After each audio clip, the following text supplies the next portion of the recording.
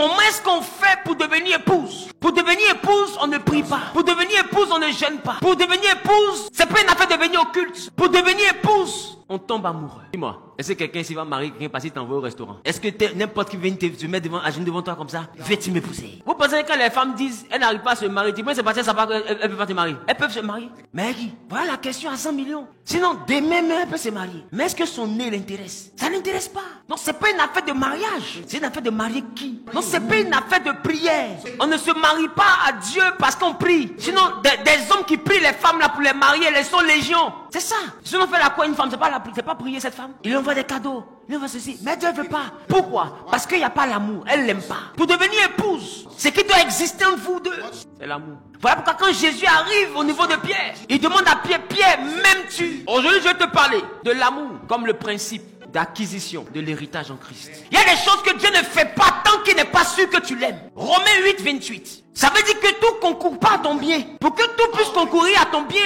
il faut que tu fasses partie de ceux qui aiment Dieu. On n'a pas dit de ceux qui demandent à Dieu de les sauver. Parce que demander à quelqu'un de te sauver ne veut pas dire que tu l'aimes.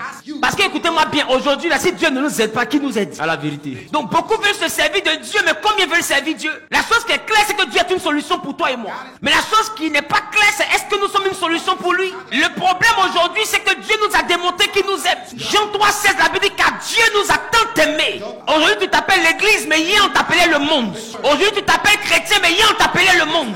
Aujourd'hui, tu es né de nouveau, mais hier, c'était toi le monde. La Bible dit quand tu étais le monde en train de te droguer, quand tu étais le monde en train de te saouler, quand tu étais le monde en train de te battre, quand tu étais le monde en train de te prostituer, de te débaucher, Dieu t'a tant aimé qu'il a donné son fils. Ce qui permet de devenir épouse, c'est la réciprocité d'amour. Il y a des choses qu'on ne donne pas à quelqu'un qui ne nous aime pas en retour. En réalité, Dieu attend que tu lui renvoies le retour de l'ascenseur. Parce que lui t'a aimé, mais qu'il te regarde, il sent que tu veux profiter de son amour. Parce qu'il y a des gens dans l'amour qui te voient comme étant une ressource. À cause de ton amour, ils te voient comme étant une faiblesse. Ton amour devient un handicap. Il se sert de ton amour pour te sucer. Il te sert de ton amour pour te dépouiller. Et beaucoup veulent se servir de l'amour de Dieu pour arracher le mariage à Dieu. Ils veulent se servir de l'amour de Dieu pour arracher le travail à Dieu. Ils veulent se servir de l'amour de Dieu pour arracher le voyage à Dieu.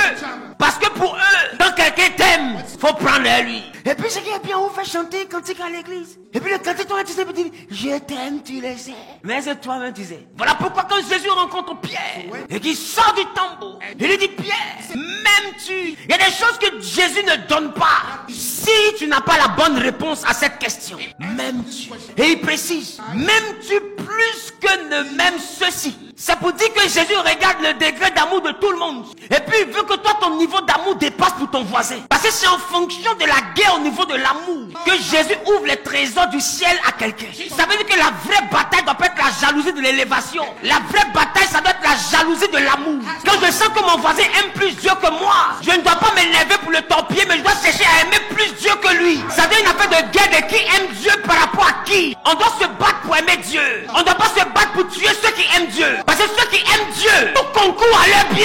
Alors Dieu dit, vous qui l'aimez, sachez que tout ce qu'on vous fait concourt à votre bien. Donc il y a un niveau de sécurité. Il n'a pas dit pour ceux que Dieu aime. Il dit pour ceux qui aiment Dieu. Il y a des niveaux que Dieu ne te peut pas atteindre parce que tu ne l'aimes pas.